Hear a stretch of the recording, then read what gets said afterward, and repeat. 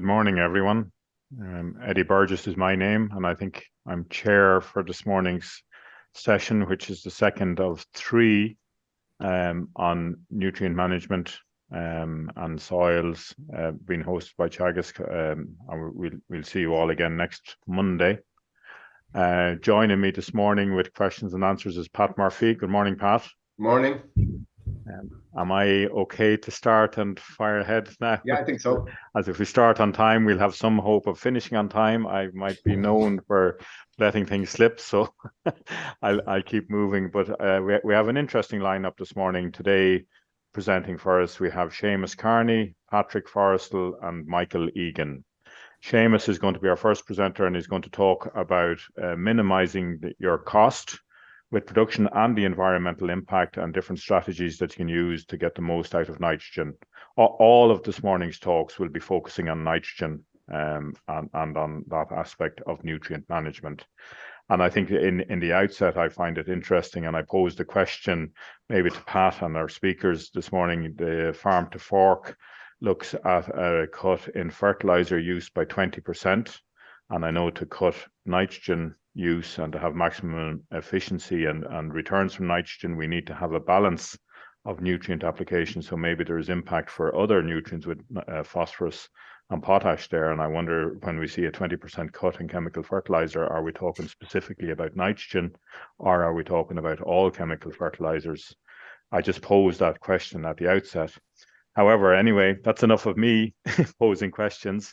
Pat will be assisting with questions after the talks. We have, as I mentioned, Seamus starting. Patrick will have a longer talk focusing on different formulations of nitrogen and looking a lot at ammonia. Patrick has been working in Johnstown Castle with the Department of Agriculture funded research for a long time now, looking at ammonia, and he also, and ammonium, and also will be looking at the impact of sulphur.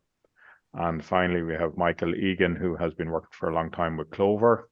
Clover will fix nitrogen out of the atmosphere and is a free source of nitrogen, and also as a plant gives very good production. And I think it's important to be aware that for most grassland farmers, we're actually not selling grass, we're selling lamb, milk, or beef, and it's production at the end of the day of those products that we're interested in. So with that, to start off with, unless Pat, you have anything to add, I think I'll hand over to Seamus.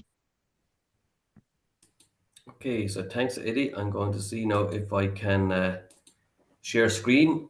Is that sharing, Eddie? It is, but that's perfect. We're in full screen. Full screen there now. Thanks very much. Perfect.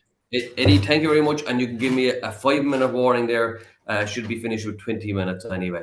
Okay. So good morning, ladies and gentlemen. I suppose my presentation this morning is looking at minimising costs and environmental impacts of nitrogen fertiliser programs on your farm. Okay, so it's how do we minimise the cost and environmental impact? So I suppose the areas I want to cover first of all is the first thing is ways to minimise the cost and environmental impact of nitrogen fertiliser programs. We're going to look at 4 simple steps to reduce the amount of chemical nitrogen, first of all, and the costs. Then we're going to look at the cheaper and the lower environmental impact fertilizers.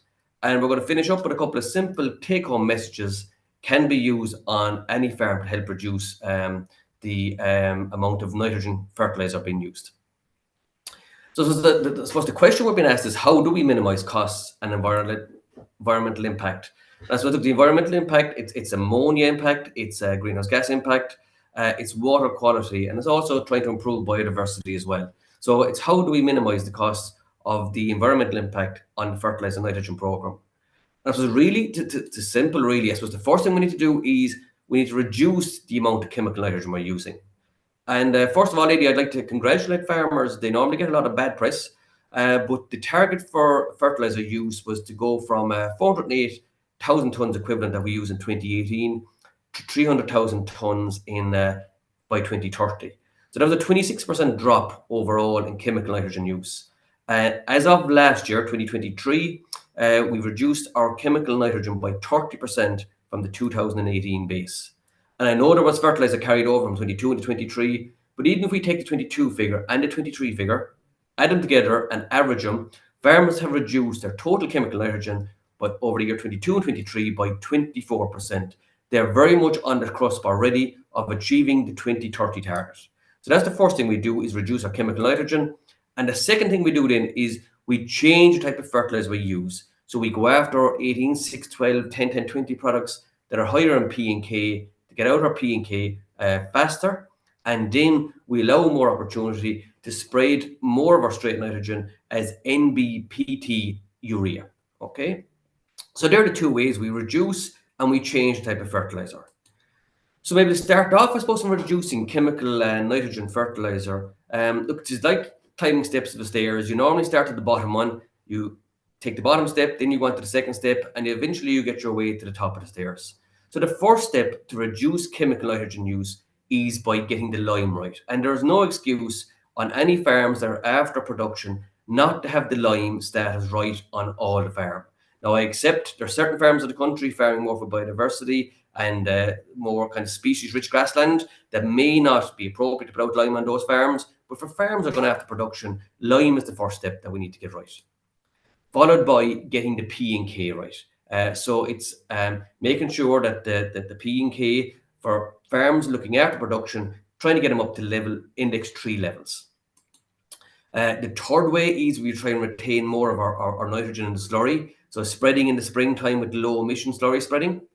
And the fourth way, which Michael will be covering as a third speaker this morning, is about growing your own nitrogen in the form of clover. So I'm just going to address these 4 points first of all. So look, really, if we look at spreading lime is a no-brainer. It's probably the best investment you can make on any farm. There's actually a grant there for last year for some farmers, and not to forget, those farmers put in their dockets, have to have their lime spread by the end of March. But in general, this is work from our colleagues in Johnstown Castle, where they took soils at 5.5 pH, very low index 1 for P. They actually put out lime at about 5 ton per hectare, 2 ton per acre, and that actually helped release naturally occurring nitrogen and phosphorus, and brought the phosphorus up to low index 3 levels. Okay, so lifted 2 indexes by getting the lime right. And the lime has a huge effect on a lot of farms, releasing maybe naturally occurring nitrogen and phosphorus up to 70 to up to maybe 80 kilos of nitrogen per hectare per year. So a no-brainer to get the lime right, first of all. The second step then, and David Wall really covered this last week, is all about building the P and K to increase nitrogen efficiency. And we can see here, if we go in with soils with low P, K and lime, you might be going to get maybe a third use out of the nitrogen you're spreading. So by getting the lime right, we're increasing that further. The lime and P, we're increasing it further again. The P and the K, we're increasing it further again. And we could be getting twice the amount of use out of our nitrogen by getting the lime, P and K all correct. Okay. Now, I'm going to now give a little piece of advice worth thousands for free. Okay. Simple way. And look, we can make the whole issue of soil sampling and soil fertility very complex. But what I would say to any farmer is, the first thing you do is you take our soil samples. The second thing you do is you go away and you do a nutrient management plan, especially now with the nitrogen database, the fertilizer database, to see what type of fertilizers you can use for the coming year. The third thing you do is you actually identify the type of fertilizers that you can use. And look, fourthly, we need to get smart and start identifying every paddock that's around the country that's used for productive agriculture, that we can know soil fertility by walking into the paddocks. And this is my father and brother's farm at home. What we've done on the paddocks is the top one here is for P levels, the bottom one is for K.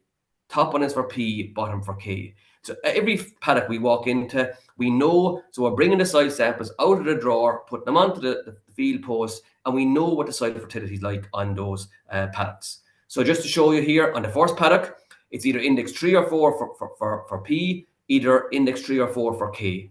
So this paddock here will probably get a bag of 18612 for the year, and pretty much NBPT urea for the rest of the year after that.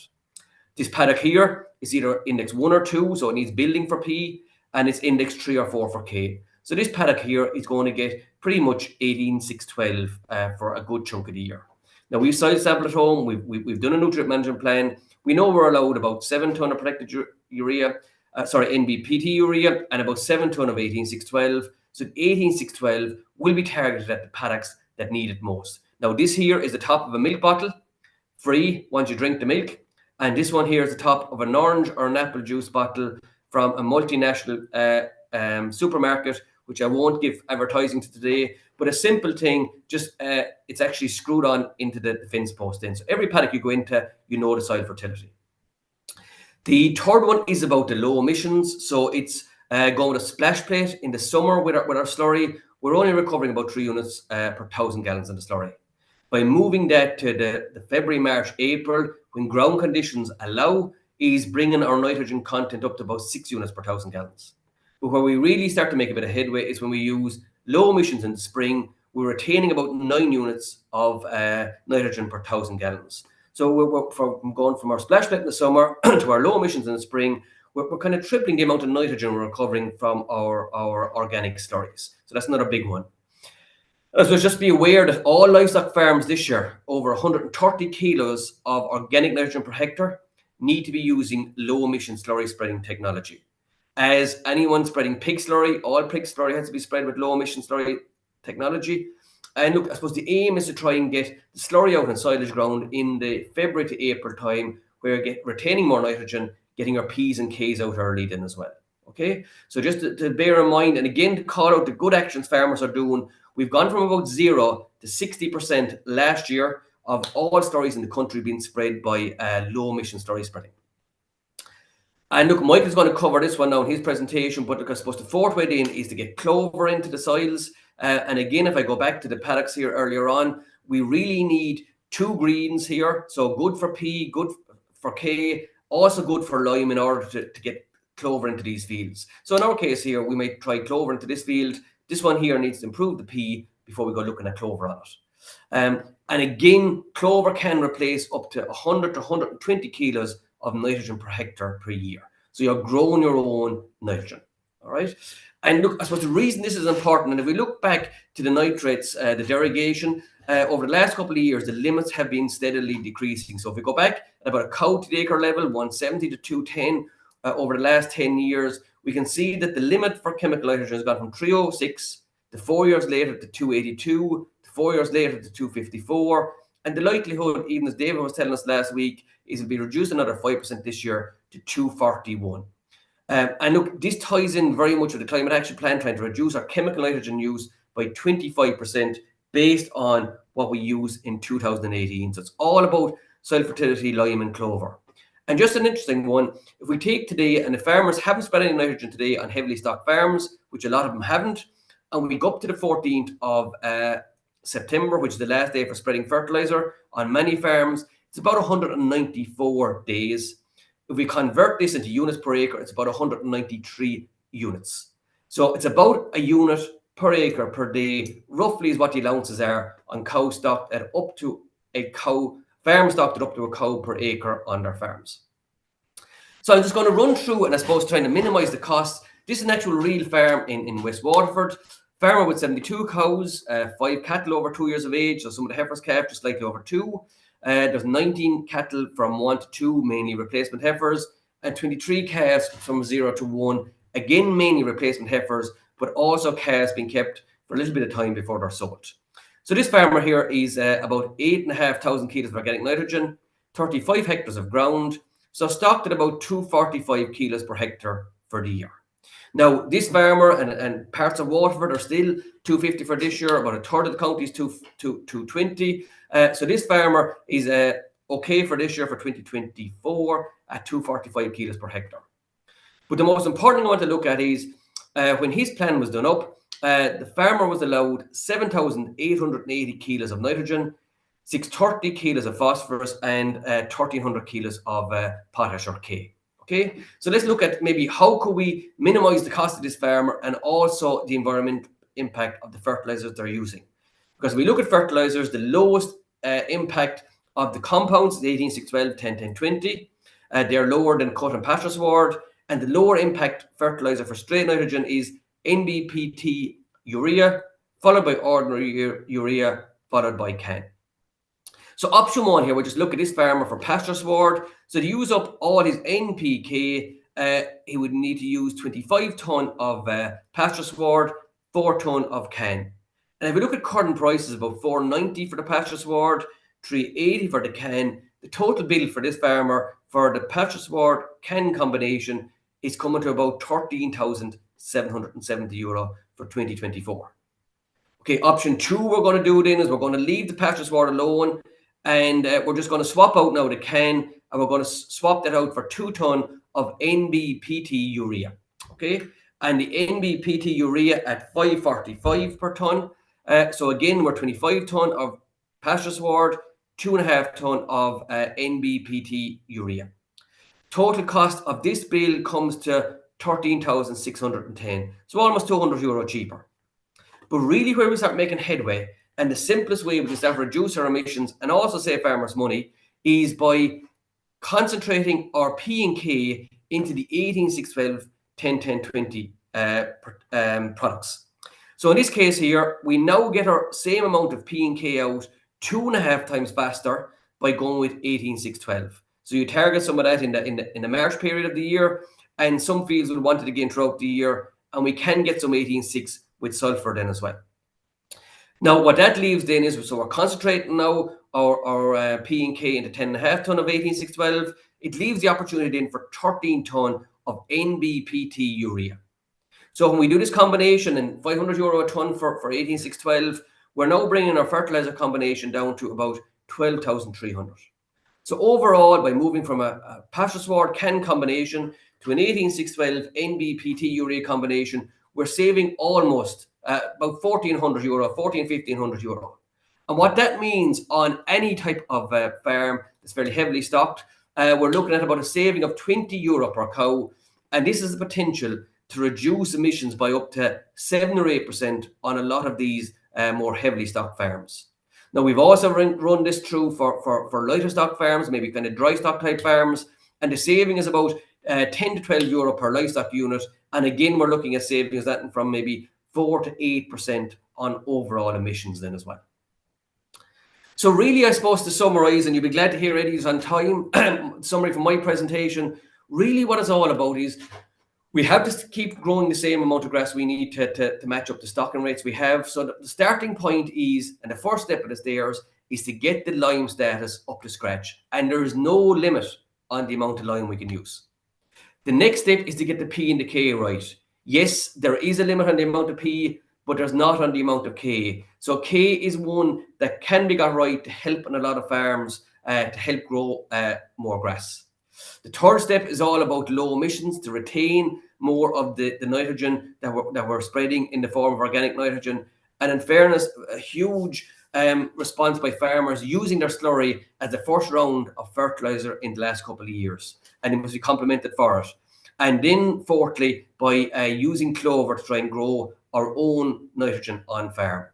And really then, whatever we've left after the total amount of nitrogen we need to spread, we need to start concentrating our P's and K's into 18-6-12, and then use our NBPT urea to use up the balance of the total nitrogen we're allowed on farm then as well. So I think, Eddie, you'll be glad to hear that that's the end of my presentation. I think not too bad on time, if I'm correct, and I'll hand back to you now. Thanks very much, Seamus. You're 100%. I was just about to come in and say, can you? We're getting close to end there, and you got in ahead of me. I just apologies. I didn't say at the outset. I'll encourage people to use the questions and answers function of Zoom to post questions there. There is some questions coming in, and I think they're more aligned with our next talk from Patrick, so I'll hold off on those. But I just have a question myself, Seamus, on the case study farm with regard to the overall farm stocking rate and the use of and very simple guidelines. I compliment you on how clear and distinct and simple the guidelines are there to achieve improved cost savings and reducing environmental emissions. But the overall stocking rate on that farm was 245 kilograms of organic N per hectare on a 35 hectare farm. I'm just wondering, was that farm fragmented, and did that have an impact on the organic stocking rate within the farm across different land blocks? Yeah, farm was fragmented, Eddie, and I suppose the other thing as well, look, it's an issue in some cases to where, look, there is a bit of fodder coming in from other sources there, Eddie, where really then that's like taking extra ground. I think in that scenario there was about 9 acres of silage brought in, 2 cuts as well. So in reality, if that was included in the land area, if it could be included in the land area, it would have brought it back more like about 215. So about a cow to the acre overall, Eddie, roughly was what that farm would have actually been stocked at, if you take into account the silage that was coming in on that farm. On that farm, yeah. Yeah. Oh, grand. Thanks, Seamus. Thanks very much, Seamus. As I've said, there are a couple of questions there, but I think we'll hold them off for after Patrick's. They're more akin to that. Seamus, I believe you're staying with us, and I'll encourage people, if they have other questions for Seamus's talk, to don't be shy and put them in on the Q&A, and for Patrick and Michael later on. But for now, I think I'll just keep things moving, and Patrick, I'll hand over to you for your presentation. Thanks very much. Okay, well, it's great to be here this morning, and I think Seamus has given a very nice lead in there with I suppose a nice example of how you can take the soil test information onto your the posts entering every field. I think that's really useful. Also, Seamus highlighted how the N fertiliser allowances have been falling over time and may fall again. And I suppose this statement that I have here at the beginning kind of is, I suppose, taking acknowledgement of that. So look at really, when we talk about N fertiliser formulations, the best ones are the ones that you already have on the farm, okay? And what do I mean by this? So this is a 3-part series, and I want to link back to last week. David told us about how different soils can mineralize different amounts of nitrogen. So I suppose this is a first step in that fertilizer formulation picture, recognizing that our different soils can have different mineralization potential. And indeed, the same soils under different management. So for instance, if you compared a grazing platform to ground that might be under silage cutting, they would have a different potential to mineralize nitrogen. So if you like, that sets a base on the nitrogen side of things. And as the mineral fertilizer nitrogen allowances have been paring back, it also means that we need to do better with the N that we already have on the farm. And this links forward to Dominica's presentation next week, so do tune in for that, where Dominica will talk about slurry storage technologies and reducing emissions from the slurry that we're storing. And that also means retaining more N for the crop. Okay, and yeah, someone had their hand up there, but I'll keep going anyway. We're and I suppose doing better with that slurry N that we have on the farm is really important. And also, of course, you can essentially grow more of your own nitrogen with legumes, and Mike is going to talk in more detail about that following myself. So again, I suppose kind of going back to last week, this slide of the nitrogen surplus from the National Farm Survey data by Buckley and Donlan came up, and you can see here that if we compare a dairy system to a tillage system, you're kind of at 2 different, I suppose, ends of the spectrum in terms of nitrogen surplus. And essentially, this is nitrogen going into the system or available to the system over and above what we actually take out in crops and the different products that Eddie mentioned at the beginning. And we're in the business of, I suppose, producing these different outputs, milk and meat, etc. And this is important when you think about the nitrogen fertilizer formulations, because it does mean in terms of fine tuning that you can see that a dairy system has a lot higher nitrogen surplus versus some of the other systems. So this is important to kind of bear this in mind as we go through the presentation. But I think what's really useful for us is also to look within these dairy systems. We can see that there is, I suppose, a wide range in the nitrogen surplus between dairy farms. So across the dairy farms of the country that were taken in by the survey, we can see some that have relatively low nitrogen surplus compared to others. So what are they doing right? I suppose, assuming that they're getting the same level of production, what are they doing right in terms of hanging on to N, doing better with what they already have? And this is the type of work that the Teagasc Advisory and the Signpost Programme, for example, are working with farmers to advance. So this nitrogen surplus, kind of carrying on that topic, which leads us into the whole fertiliser formulation side of things. There are competing loss pathways there for nitrogen. And I think every farmer and everyone working in the industry wants to get fertiliser into the plant. And targeting active growth is part of that, picture.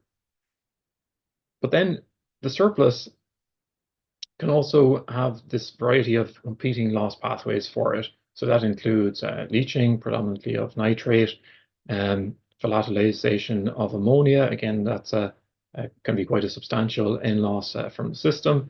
And also nitrous oxide, so that's your greenhouse gas, but also other reduced N forms, including N2 gas, which the fertilizer was made from in the first place, can be lost from the system. So nitrogen, if you like, is quite a slippery nutrient, and I suppose hence the ongoing battle to try and do better with it. And I know that everyone really is kind of taking the bull by the horns in terms of grabbing that challenge here in the past years and as we go into the future. Also, a portion of that surplus can go into mobilization or carbon sequestration. So when we're sequestering carbon, I'm using a tillage example here, but also the case in a grassland where you're building organic matter. Also, that will require some nitrogen because that's part of the organic matter. In the tillage setting, oftentimes it can be seen as maybe a bit of a challenge if you're locking up some of the available N to sequester carbon over time. But both in the tillage and the grasslands setting, it needs to be considered that if you are putting some of that surplus into building organic matter, then there will be increased N mineralization over the long term. So over the long term, that can have an impact there, which also factors into, I suppose, fertilizer recommendations and use of fertilizer over the longer term. So I want to pick up on this particular loss pathway of ammonia. It's an important area of loss. EPA keep an ammonia inventory. In 2020, 223,000 tons of ammonia loss, and that's predominantly from agriculture. And if we convert this to tons of N, so Pat mentioned at the outset, and also, Seamus mentioned this, I suppose, journey towards using less nitrogen and how we've reached, I suppose, down to this target of 300,000 tons of N or less. How does this ammonia translate into tons of actual N? Well, if you convert this tons of ammonia into tons of actual nitrogen, you come out at around 100,000 tons of N. So that's a pretty big pot to play for. Now, that's not, of course, all coming directly from the fertilizer, nothing like that. But it's all N in the system, and I suppose indirectly, it's also having an effect.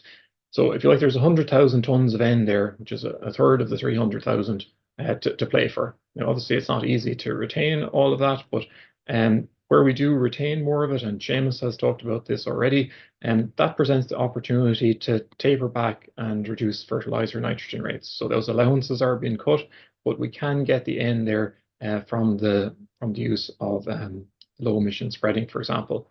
And also Dominica will talk more about the storage side of things, which is also an important part of the picture next week. And ammonia as well also counts for greenhouse gas emissions. So where that 100,000 tons of ammonia blows up into the sky and is redeposited across the landscape, it has a nitrous oxide emission factor associated with it. So it is a greenhouse gas, it is counting towards greenhouse gas emissions. And of course, when we lose it, we then have to replace it with fertilizers. And of course, we're working on that space to try and make them better. And they also have greenhouse gas emission associated with them. So if you like, there's kind of a double whammy there. Also, water quality is very much an area that we're looking to make improvements in. And ammonia lost also exerts a water quality pressure because it's extra N redeposited on the landscape. And of course, some of it can be redeposited directly into water also.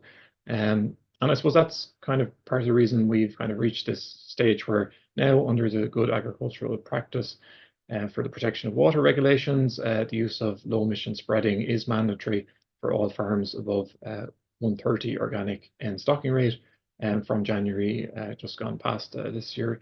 And from 2025, that will be down to 100 kilogram stocking rate. So I suppose to kind of illustrate some technology options along this spectrum, if you like, for spreading slurry, this ALPHAN model, which is based on empirical data from thousands of measurements and dozens of studies, is available for download. I'm just using an example slurry, and you can put in your own slurry and your own weather conditions and your own rate of application. You can see the profile of loss here from a splash plate slurry application for these conditions. Almost immediately, you're getting a very high level of loss. So about half of what was lost over a 6-day period here, lost in the first number of hours. But you can see about 40% loss in this example. So that's about 25 kilograms of the N applied, the ammonical nitrogen applied, being lost using the splash plate. And of course, that could be much higher if it was warmer conditions, for example.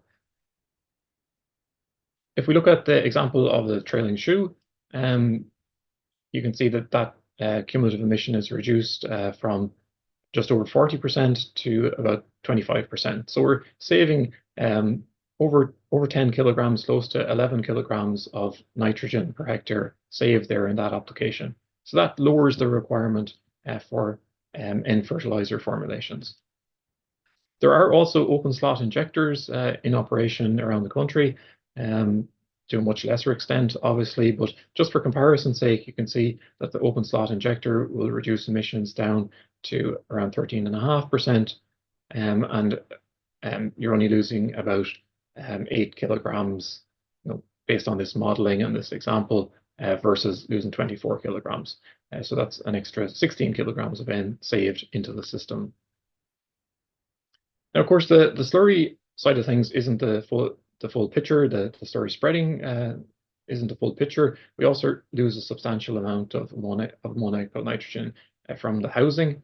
And I wanted to just highlight briefly this NutriKnow project, which is an EU funded project where we were working with 12 operational groups, EIP operational groups around Europe that are working on a whole range of different solutions along the nutrient management chain.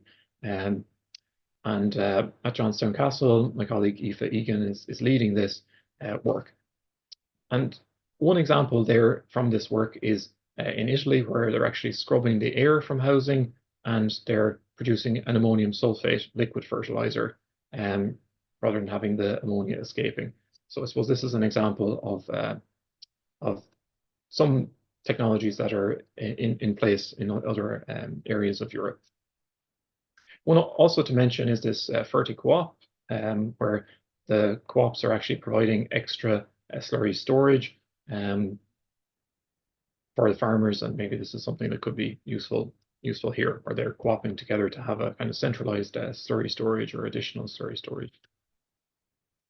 So before I jump onto fertilizer nitrogen formulations specifically, I also just wanted to highlight that we are doing work with Clover at Johnstown Castle in the soil fertility space, and you can see here that as we increase the soil pH, the success with Clover increases. So I suppose my tip for you is that, if there's existing Clover on the farm, you can give it a boost with lime. And also, if you want to establish Clover, as Seamus has mentioned, really you just need to focus on lifting the pH first. If you're, direct drilling or min-tilling, you could work on that initially. If you're turning the soil over, probably you're going to need to have the lime going into the seedbed. So nitrogen fertilizer sources and the various forms. So I suppose traditionally Ireland has been a granular fertilizer market, but I've definitely seen over the last 10 years, there's been more and more questions coming about liquid fertilizers. So these can be, if you like, your liquid UAN type products that are typically applied at a same or similar rate and the same timing and applied to the soil. And also these approaches where farmers either using their own equipment or purchased equipment are dissolving urea and spraying it on with the foliar target. And the forms of N, typically in this space are are these urea, ammonium, and nitrate. And depending on what the fertilizer is and how much of these various forms are in there, that will affect behavior in the soil and perhaps in the plant also. So I want to give just a short kind of summary of this fertilizer process, if you like. So if you're using a urea fertilizer, this is all urea. A can fertilizer is going to be ammonium and nitrate. Any UAN liquid is going to be a mix of all three, just for example.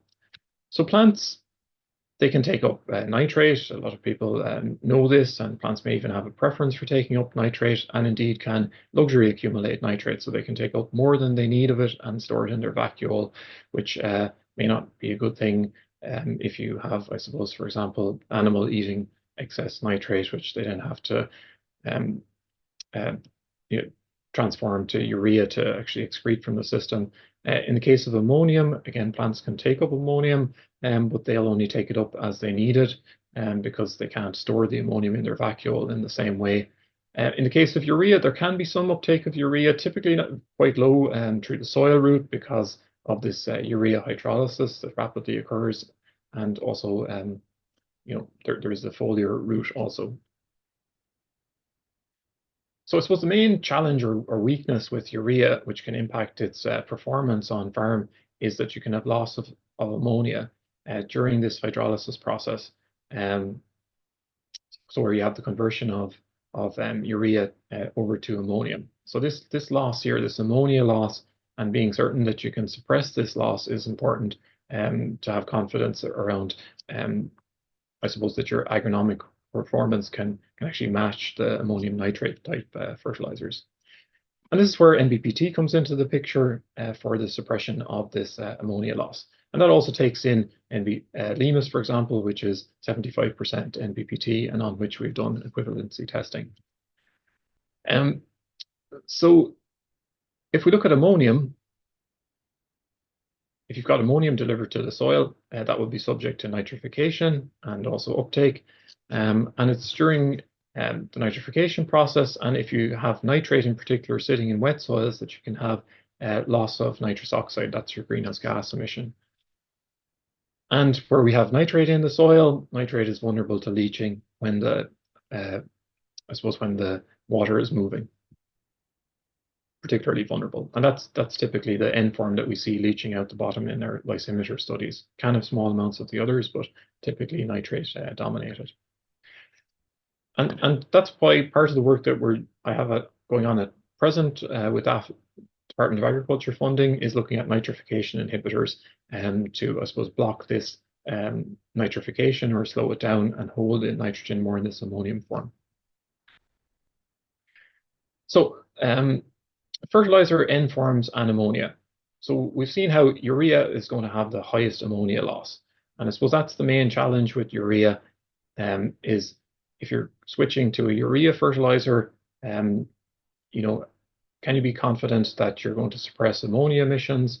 And you're going to need to do this, I suppose, to have consistent agronomic performance. So for the mitigation of ammonia loss from urea containing solid and liquid fertilizers, Department of Agriculture has provided funding over the past decade and more to look at this area, and we've looked at a whole range of options. And from this research, what's emerged is NBPT for mitigation of this ammonia loss from solid and liquid fertilizers. And we've also looked at its yield performance, NUE, nitrous oxide emissions, and there's been a whole host of different challenges that have come up around NBPT in terms of its yield performance, which has led to, I suppose, a series of plot studies and then subsequent grazing experiments that were led by Brian McCarthy and Anya Murray, looking at the performance of NBPT urea in a grazing setting. To support, I suppose, that advice there for the NBPT type products. We've also looked at leaching, residues, soil biology. These are all challenges that have, I suppose, come along since we did the initial work, now going back at least 10 years ago. And I suppose if we look back through that history, when we were doing the work initially, there was one small fertilizer company, Advanced Fertilizers in Waterford, that were supplying NBPT urea to the marketplace. But since then, this space has really ballooned and grown. Also taking in Limus, which is a patented product, came to the market. That is 75% NBPT with their patented urease inhibitor NPPT. And this is available, I think it's 5 blenders have this at present. So if you like, there's a whole range of options out there. And NBPT itself is off patent, which is good news in terms of choice. So you've got Agritain, Omex have NitroShield for liquids. There's also liquid formulation of Limus. Solvay have N-Protect. And there are others. This is a growing area because this is off patent. And ultimately, this is a good news story for farmers because more choice in the market is always good. And I suppose in terms of products, this area has also expanded. So we did the testing work with N-only products. Nitrogen plus sulfur products are also widely available. There was a technical piece of work needed to be done there with that. N plus K plus S options have been there. And I suppose it looks like we're on the cusp of new developments again with the entry of this Glaze Extend NBPT, which appears to be able to make NBPT stable when it's mixed in acidic blends. And that includes the use of diammonium phosphate to deliver NBPT phosphorus-containing compounds. And I know that BASF have also been working on a delivery mechanism for Limus to keep it stable with phosphorus. Then, so I suppose time will tell in terms of what happens kind of in that space. But I suppose one thing that I would say is that we've done very extensive testing with NBPT, and there's a whole host of products, different products and different blends becoming available on the market and already available on the market from a wide range of different suppliers. So this is not a one supplier area. This is multiple suppliers, and all fertilizer products in this space with NBPT must meet their regulatory minimum and also stay under their maximum content at the point of sale as regulated by the Department of Agriculture. And here that role of Department of Agriculture as the regulator is also really important in terms of confidence for farmers, etc. Now, so we have to also recognize that there is a very substantial amount of straight or ordinary urea being used by farmers. So it's important that we pick up, I suppose, some management tips in terms of getting the most out of that and suppressing ammonia loss from that urea. And what I'll show here are 2 examples. This is a March 10th application where we had little or no rainfall following application. And of course, the way the weather is at the moment, I think we're all hoping that we'll get some periods like this before too long. But you see here for these treatments here, they had no NBPT included. These are urea fertilizers. You see this spike in emissions occurring out over several days. And this is quite a different profile from the slurry. So you've got high levels of emission going on out over several days. Whereas with NBPT, we see the emission suppressed. So they're without NBPT. And another application in March where we see rainfall in the week following application. And you can see here for all fertilizers, the ammonia emissions are suppressed, be they with or without NBPT. So look, the tip is weather conditions drive the loss outcome. I'm not suggesting you apply urea before torrential rain, but if you know you're coming into a damper period, or if you're in a damper part of the country, as it happens, there's a lot of farmers, I suppose, that know this and kind of intuitively manage their urea in this way. Another aspect that is important is the urea rate. So this will affect the percentage loss of ammonia from urea. So what do I mean by this? Basically, as the rate increases, the percentage that you lose from urea will increase. So if you contrast 2 situations, let's say if you're following the cows with 30 kilograms per hectare of N, maybe you lose 10% on a given day. If on the same day you'd applied 60 or 90 kilograms to silage ground as a top-up N, for example, or as the N application, you might lose 15 or 20% of that. So it is rate related. So it's safer at lower rates, being the point. So I suppose moving on through these loss pathways and to pick up nitrous oxide, so that's the greenhouse gas emission, and this has really kind of driven a lot of the, I suppose, developments in the space as well, looking for fertilizers that would have lower emissions on this side of things. So the work that we did and published back in 2016 showing that for compared to calcium ammonium nitrate, urea-based fertilizers, including the NBPT urea, had about a 70% reduction in nitrous oxide emissions. And really, it's the form of N rather than the NBPT that's driving that reduction.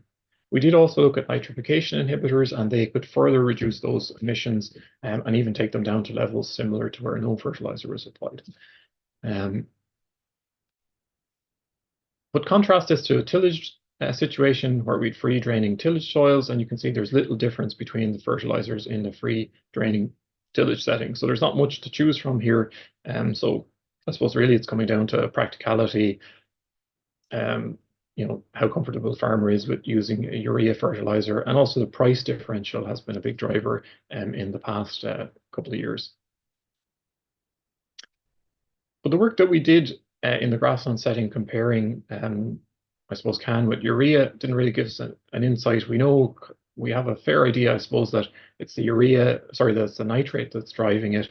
But here's some work that I did back a few years ago with a postdoc, Niharika Raman, and we looked at the annual emissions where we fertilized all with nitrate versus all with ammonium. And you can see here that the emission factor for the nitrate is almost 3 times that from the ammonium. So we can see that ammonium is a strong driver here in the picture. And this is from the same study, grass yield. So I mentioned that plants can take up both nitrate and ammonium. We saw the same grass yield and nitrogen use efficiency from feeding with nitrate versus ammonium. We used calcium nitrate versus ammonium sulfate, and we also applied sulfur to ensure that sulfur wasn't limiting here, so that wasn't the differential factor. So I suppose looking into the future, and I suppose what other options might be there for us that we may indeed already be using, and picking up the liquids here also, which we are looking at the moment as part of this Department of Agriculture funded project. Different straight nitrogen forms have different proportions of each N form. So here on the vertical axis, this is the proportion of N form according to the product. So the red here is for nitrate. And what we see here as we go from CAN to liquid UAN to liquid 24s to liquid flex or next type products, we're having less nitrate there. So we know that that's an indicator that they're likely to have lower greenhouse gas emissions. And if we look, I suppose, at what have been the conventional compounds available to date, your 24s and 27s have similar amounts of nitrate, a little bit less than CAN, but similar amounts. And then going to like 18, 6, 12, 10, 10, 20, there's less nitrate there. Okay, so you have less nitrate sitting around. And look, I suppose we do have this development where we have potential for P options with this Glaze Extend NBPT, and let's see what BASF do in this space as well in the coming time. So look at, I suppose, the fact that there's developments and innovation in this area is positive. And I suppose to give early indications, just to give some early indications on the liquids as well, to pick them up, because I suppose that's been a maybe story that hasn't gotten as much attention. Yeah, like I said, it's 10 years ago now since we did the initial work with the solids, and we continue to do work in this space. But just an indicator here, you can see compared to CAN, UAN product having much lower emissions, maybe about half, and this flex or next type liquid nitrogen also being lower, and the urea obviously low as well, which is expected. So I suppose that's just a teaser, and we're doing work on this. We have them all out in the field again this spring, and you know, I suppose time will tell the full story on that. But just it's a kind of a little bit of an insight into what we're seeing preliminary anyway. Fertilizer nitrogen forms and yield. Okay, so I suppose this is an area that I could probably have a whole presentation about. But just to kind of squeeze it into today, I'm going to kind of talk in kind of overarching findings, okay, from a lot of different studies. So look, for the NBPT urea, we've done a huge amount of testing with this in cutting trials and in grazing trials on multiple sites, on multiple soils in multiple years and many applications. And we find that it's consistently matching urea, or sorry, consistently matching CAN rather, in these trials. Okay, so that supports our, I suppose, recommendation for this urea, and answers the questions that were coming there from farmers who, yeah, weren't convinced that it would stand up under grazing, for example. And then if we look at the liquids, okay, so not as much work at all done in this space, but I have done a few trials and there are some trials out there. Generally, what I will say is that for liquids, and these are typically applied at the same rate and timing as the solids, generally similar levels of yield for similar rates applied at the same time. I suppose there is that question, do they perform better in drier weather? So I suppose that's an area that maybe could do with a little bit more attention. And then if we go to the dissolved foliar end side of things, this is a practice that is going on with farmers both in the grassland setting and in the arable setting.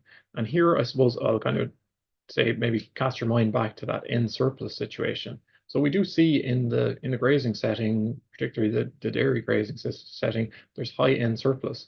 So perhaps there's some fine tuning that can go on here. In the tillage setting, there's a much lower end surplus, so obviously less. There's less, I suppose, opportunity for fine tuning there. And typically, those farmers are using a granular urea base, and then I suppose fine tuning with the foliar end.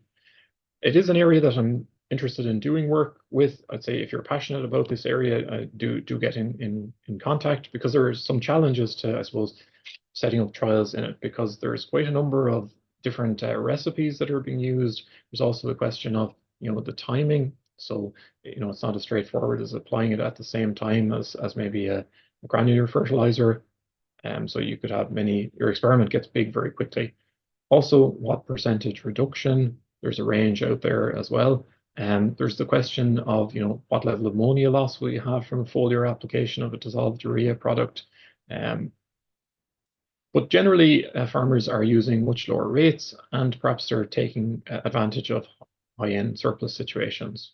So look, I think this is an area that does need more work. Okay, so to pick up on nitrate, so my team works across a whole range of areas in this space. We're also looking at looking for solutions in this nitrate space. Improving the N efficiency in the system can help, but if we're getting those efficiency gains, say by using the low emission spreading, we need to be accounting for that extra saved N by tapering back on the N formulations. So the N formulation, if you like, is the N rate of mineral fertilizers, our kind of most flexible point in the system, and we need to use that. In pasture systems, the urine patch is a really important factor in that loss.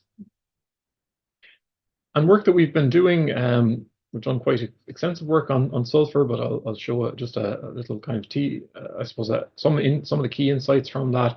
And we see across a range of soils. Now this is in a cutting situation, okay?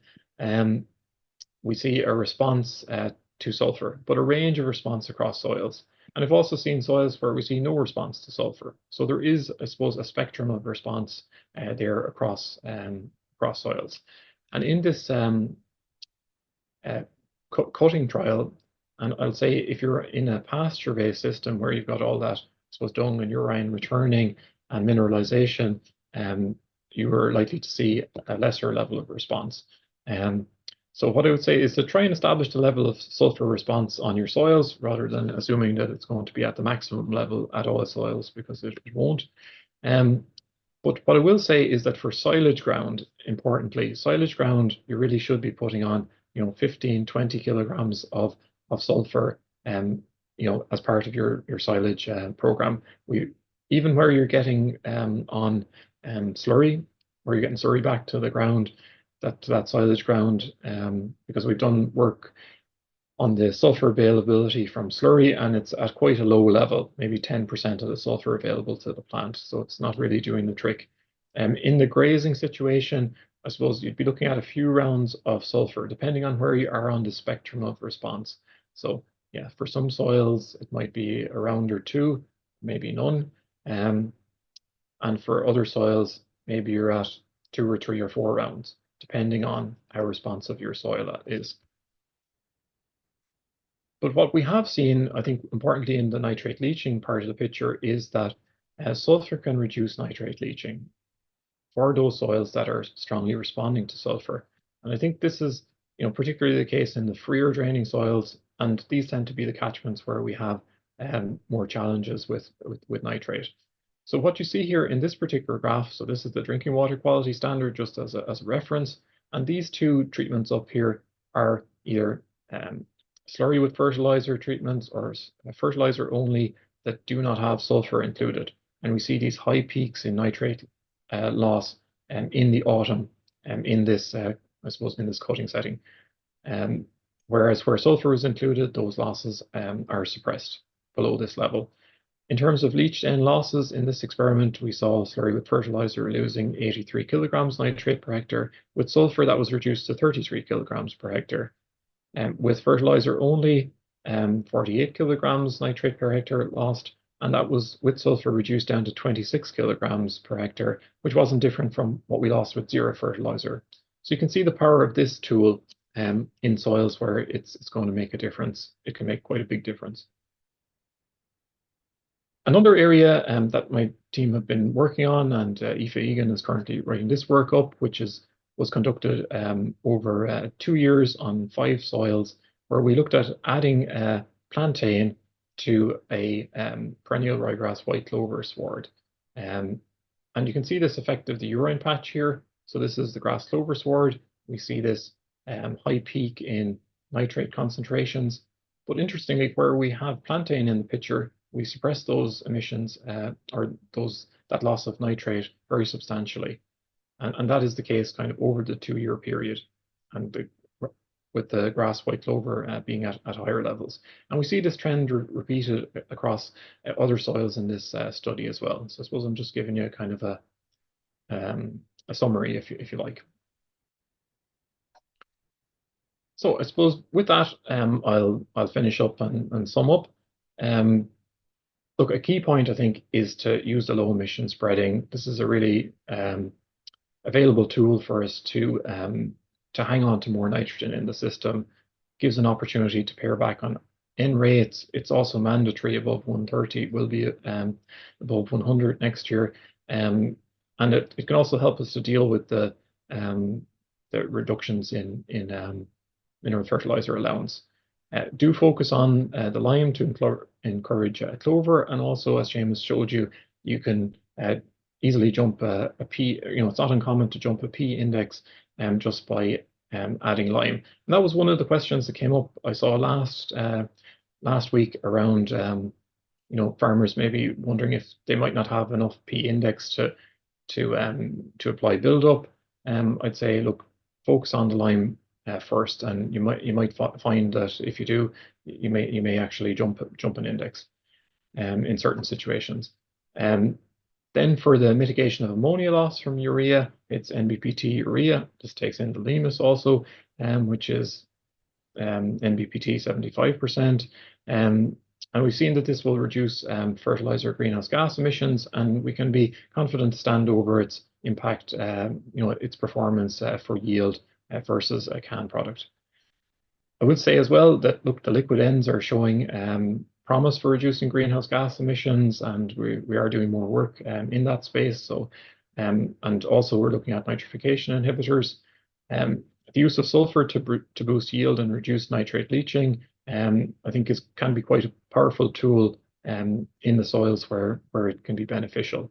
And I suppose that's something I would encourage is to, if you haven't looked at it on your farm, to get a sense of where you might fall in the spectrum of response. Could be that you have minimal response, but it could be that you have quite a high level of response as well. And we've seen that spectrum across a wide range of soils.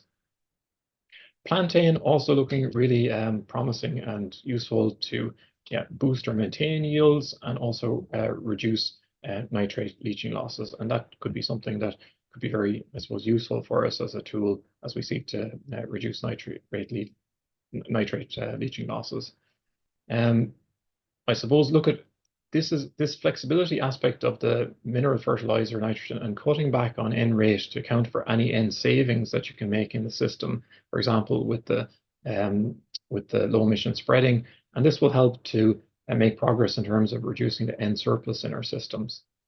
And what I will say as well, if any of you listening or know of anyone that might be interested or excited about this area of trying to make improvements in this space and to the fertilizer, I currently have a 2-year funded research master's project available, and that's closing on the 8th of April, and check out the Teagasc opportunities for that role.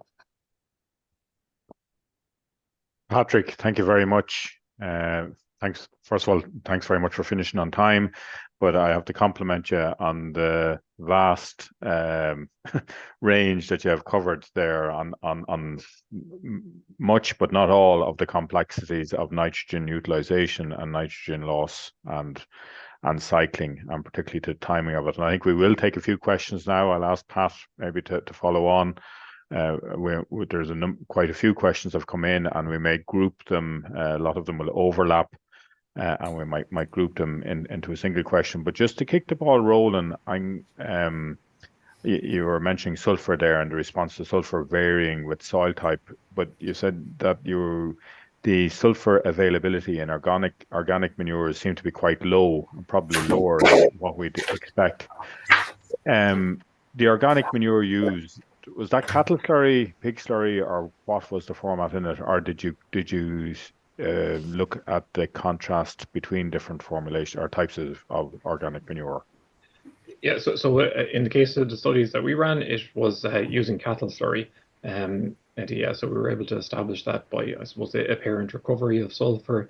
And there has been other work done that's looked at sulphur availability in pig slurry also. There was a nice presentation at the IFS last year, where there was a whole presentation just dedicated to that issue of looking at sulphur supply and how the forms of sulphur actually change during storage or are lost during storage, and how sulphur becomes, I suppose, bonded in organic forms, etc. Yeah, so I suppose that's kind of a key point there as well. Just because you're applying slurry, if your soils are responsive to sulphur, slurry is probably not going to do the trick for you, and you need to consider that. And that's something that, that's a decision that will be made on farms here in the coming weeks, really. Yeah. Pat, I'm staying with the sulphur piece. Can you do any harm in spraying sulphur even if you don't get a response? And an allied question, can you apply too much sulphur? Yeah, well, I suppose you can get into a situation where you have various micronutrient lockups and impacts that way. So as well as, I suppose, if you're kind of going over the top with sulphur, maybe it's not the ideal fertilizer for you in that particular instance. So yeah, look, there can be some negatives. It probably comes up more in the acidification of slurry with sulfuric acid to reduce ammonia emissions, where higher rates of sulfur could be applied to land. And I suppose the thought was that this was pretty benign, but there has been some I suppose follow-up work where downstream leaching of that sulfate may have an impact on how phosphorus becomes available in anaerobic conditions. So there can be that lead on. So I suppose what we're trying to do all the time is to kind of fine-tune the advice and get better at it. But I suppose, yeah, if you have a round or two more sulfur in the system than maybe is needed, that's probably not the end of the world. But yeah, so and I suppose the final question I'll ask you on sulfur, there's I suppose a general principle that if people are not wanting to increase their costs of their general fertilizer, that is it fair to say that in general, if you use the same amount of a mix with nitrogen and sulfur, you could expect similar yield as with the straight nitrogen, but just get other benefits? Yeah, that's a good question, Pat. And I think what you're asking is like, yeah, well, I suppose you could stay at the same N rate, right, for example, and you may get extra yield. So that's what we saw, and that's what I presented in this experiment. But it does show that particularly on soils that are strongly responsive to sulfur, there's the opportunity to taper back on the N rate. And just by having the sulfur there, you're maybe going to deliver the same level of yield with a lower N rate. Yeah. But that will vary between soils. Yeah. A question there: what work has Teagasc done to prove NBT products, claiming that they have that they can be blended with DAP, don't degrade, similar to NBT products? Yeah, that's a really good question. So look, I suppose what we've tested is we've tested NBPT in the N only setting. Okay, so we're not running degradation testing, etc. But the companies that supply the various NBPT products, so that be BASF or Coke or etc., they run their own degradation studies. I suppose to provide the technical backup that the product that they're going to blend or put together as soon as it lands out on the market is not going to basically have no NBPT in there present, because the issue that they're going to run into straight away is the Department of Agriculture regulatory program, which means that all products, it doesn't matter if they're N only or if they're N plus S or if they have phosphorus in them, as looks likely that will have options, must meet their regulatory spec on the market. So if they fall below that, they're running foul of the regulator. And I suppose I have seen degradation studies that various companies have run for various products over time. That's, I suppose, kind of tends to be a kind of piece of technical information that tends to be there in the background. But we ourselves are not, if you like, running degradation studies. It's Department of Agriculture there as the regulator. They do the testing of the fertilizer to ensure that the inhibitor meets its minimum spec, in the same way that they also test that the fertilizer has the amount of fertilizer content or N content in it as is advertised. Okay, just a quick question there. You dealt with it to some degree, the difference between liquid and dissolved fertilizer as you talked about it. Okay, yes, yeah. So yeah, well, of course they're all dissolved as fertilizers, but you typically kind of have them breaking into, if you like, two kind of main categories. One is, let's say, your liquid 24s, UAN, that type of product, urea ammonium nitrate type product, that is applied at the same rate. It's not really it's not targeted. It may, I suppose, land on the leaf and then go on further, but it's not targeted to be sprayed onto the leaf. And they're typically applied at a like-for-like rate with the solid or similar to it at the same time. And the target is the soil.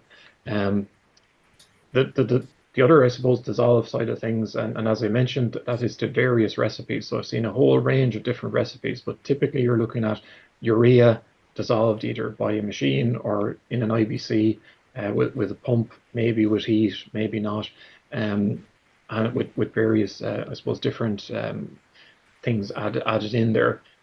And those are typically applied to much lower N rates. Yeah, so that could be anything, yeah, that could be 40, 50, 60% less N rate, with the target being actually the leaf.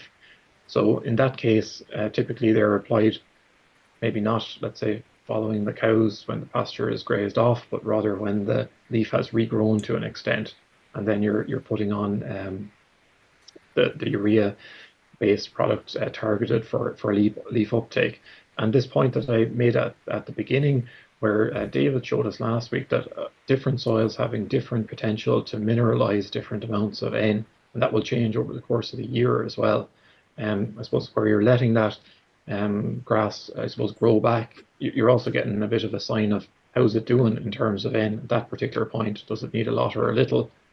Whereas I suppose if you put on the granular fertilizer, you had your rate and you put it on. So yeah, so maybe there's some fine tuning there that farmers that are doing it are taking advantage of, because I know there are cases where farmers are doing this and they're very happy with the results that they're getting. But I suppose for ourselves in Teagasc, giving like generalized recommendations, we don't have the work done, I suppose, to kind of have have confidence to say everyone should do this, but it's not to say that, you know, farmers all the time try out things and need to, I suppose, be confident in that themselves. Yeah, Patrick, I'm conscious I don't want to eat too much into Michael's time, and there's a number of questions there on the protected urea. I think we'll try and cover one or two now, and then we'll get Michael started. Yeah, well, we'll be staying here through to the end anyway. So, like, obviously, if you use Clover, with Michael, you don't need the fertilizer formulations, or you need less of them. So that's really important too. Yeah, Pat, will I ask the question, or do you want to go on NBPT? Yeah. I suppose protected urea and registration of protected urea in different terms. You alluded to urea's inhibitor and nitrification inhibitor, and there's different terms there being used, and the department recommended list of protected urea. Maybe Patrick, you could cover what is the differences between those and how that aligns with work that you have done and what you discussed. Yeah. Okay. So I suppose the first point is that I suppose the first point is that for Teagasc, and I kind of led into it here with the foliar nitrogen. I suppose anything that we recommend as a general broad brush recommendation to farmers, we need to be able to stand up under challenge on that recommendation. Will it stand up? And with NBPT, we did extensive work back 10 years ago, and following that, there was a whole, I suppose, series of different questions that came around efficacy and would it perform under grazing and so on. And we did the trial work, I suppose, to answer those farmer questions. And I suppose from that, we have this confidence around recommending NBPT treated urea. I suppose the role of Department of Agriculture in this space, Department of Agriculture, as I mentioned, they are the regulator, so they're responsible for making sure that every product that's out there meets its minimum spec, etc. They are responsible. They also, I suppose, determine what can be placed on the market as a urease inhibitor or as a nitrification inhibitor, and I suppose that is their role, which they fulfill. But I suppose in terms of our recommendation, that recommendation is a recommendation for an NBPT treated urea. Grand. Thanks, Patrick. As you mentioned, you're staying on. I'm conscious it's heading for 11:15. So I'll close your session there for now, but we will have questions. And also apologies to Seamus. I know there are a couple of questions there, and I hope you'll be with us at the end. But for now, we'll hand over to Michael and we'll hear all about Clover. Thanks very much. Thanks very much, Eddie. And I'm going to share my screen now. So there we go. So as Eddie said, I'm going to give a brief overview on clover production and chemical fertilizer nitrogen use on grass clover sward. So and again, as any questions you can put into the question and answer box. But I suppose the main thing is why clover, or why are we trying to look at clover? So why clover, and why are we looking at white clover? And I suppose the benefits of white clover can be broken into two distinct categories. In terms of benefits, in terms of the animal production benefits, and then the sward production benefits and nitrogen savings within that sward. So if we look at the benefits in terms of the animal production, we can see an increase in dry matter production or dry matter intake of up to 1.5, 1.6 kilos of dry matter per cow per day, which is quite significant.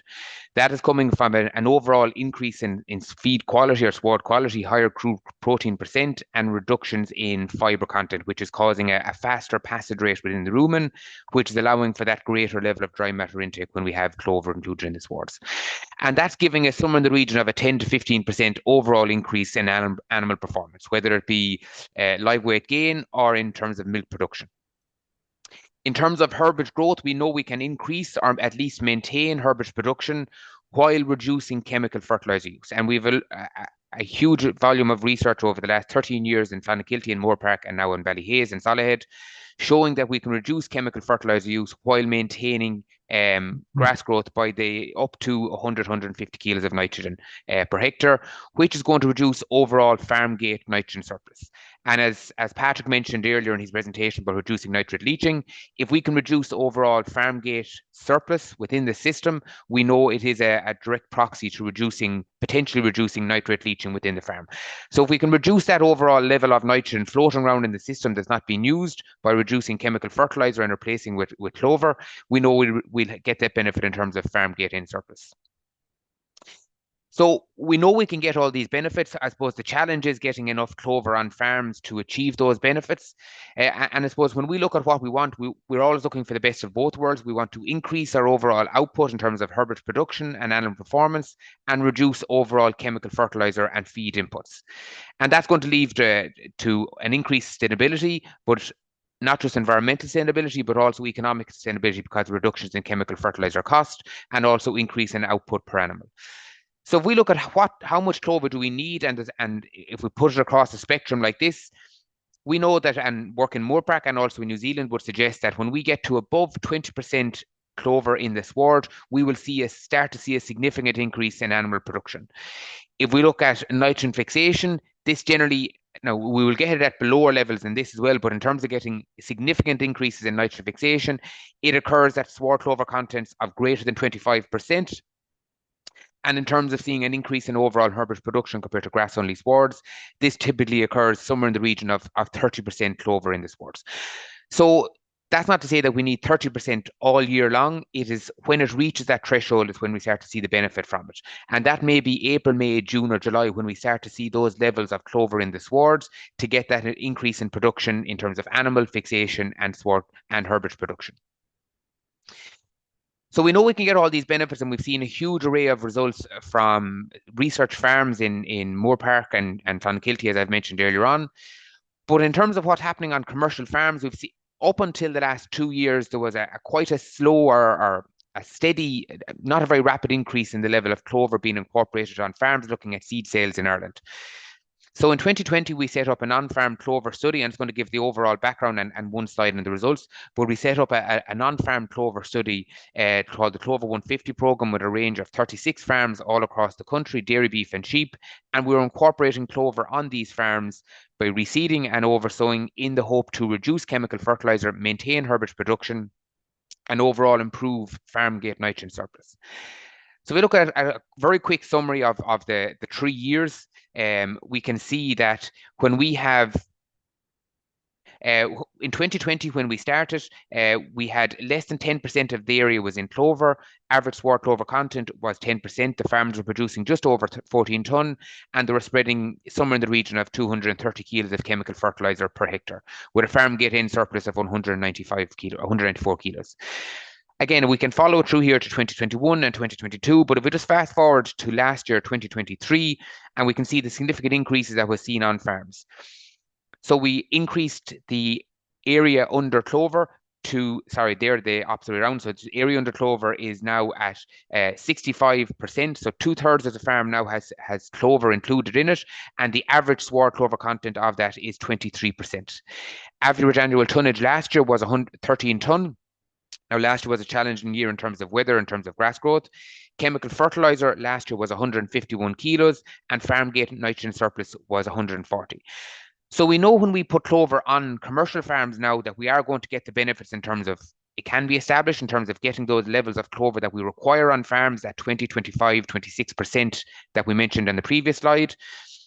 We can get significant levels of our farm under clover while reducing chemical fertilizer. Now, I know we reduced herbage production last year. Some of that can be accounted for in relation to the year effect as well. But there is now a clear blueprint on how to establish clover on farm. And the blueprint that we are using is kind of this establishing multi-year approach. You're not going to do this in 1 or 2 years. It is a long year approach. We're currently heading into the 4th year of the Clover 150 program. But it's putting a multi-year approach in place to try and establish these clover on farms and individual paddocks. And it has been mentioned countless by Patrick and Seamus earlier on about the importance of soil fertility. So when we're doing this multi-year approach, we want to give the best chance of these clover plants to establish. And that is picking the paddocks for whether reseeding or oversowing that have the highest soil fertility in terms of soil pH of 6.5 or above, and a minimum index of index 3s and index 4 for P and K. Soil fertility at soil lime status and P status are vital in terms of achieving good levels of clover establishment, and then K for long-term production and persistence of that swards. And doing it over a multi-year approach. I'm not going to go through this, the 4 years and things, but it's a combination of reseeding and oversowing every year to a 4-year program, and then ongoing there afterwards, so we can maintain that clover in the swards going forward. So it can be done. It is challenging, but if we want to get those benefits of having the clover in the sward that I spoke about in the second slide, we need to put this kind of multi-year approach in place and targeted approach to establish clover on those farms and individual paddocks. And when we talk about establishing clover, it's not just a chance of putting in the seed and leaving it there to grow. We need to ensure that we get that clover plant to long-term production across it. And white clover is a slightly different plant in relation to how it grows and how it develops compared to perennial ryegrass.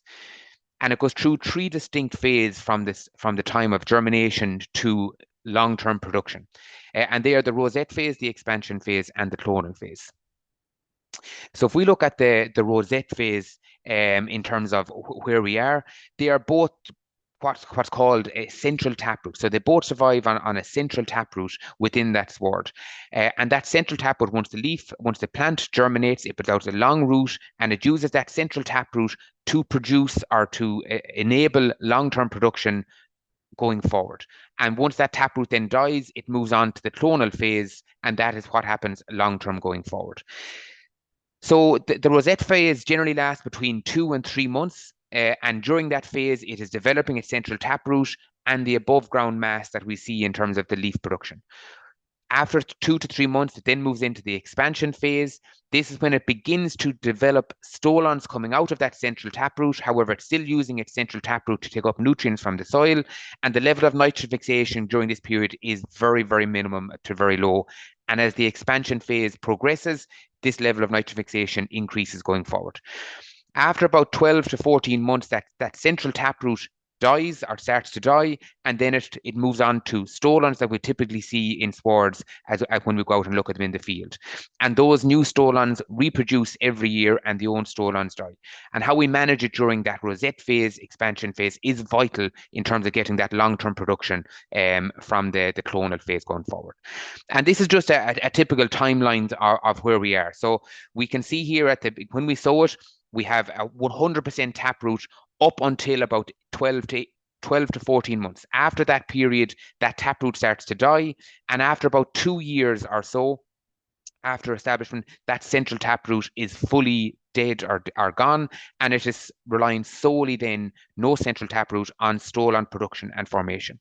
And that's typically why we can see in new reseeded swards after a 2-year period, we can see a sharp drop off in sward clover content.